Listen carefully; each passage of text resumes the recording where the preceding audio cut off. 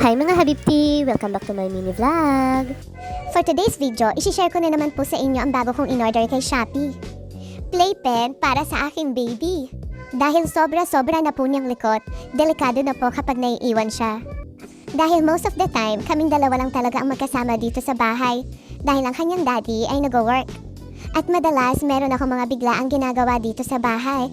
At ang hirap niyang iwan dahil nga sa sobrang likot na rin po niya. Kaya no choice kundi mag-check out na ako nito. At hindi nga po ako nabigo at nagsisi dahil napakaganda nga po nito at napaka-affordable lang nito mga Habibti. With free packet no po sa side ng playpen. With free 30 pieces assorted colorful balls.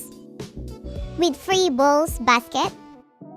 At lastly, with 2 free pull rings. Tcharan! Happy na ang aking baby! At kung aalis man ako or may gagawin sa bahay, at least hindi na ako gaano mag-worried na baka malaglag siya, mauntog, or pumunta kung saan-saan. At least alam ko, dyan lang siya. Meron din po itong iba't ibang size, pero ang napili ko is 130 by 130 cm dahil yun lang po ang pwede sa akin sala. At sa mga magtatanong kung saan ko to na-order, ilalagay ko na lang sa comment section ang link. Bye mga Habibti! Thank you for watching! Don't forget to follow, like, and share! Bye!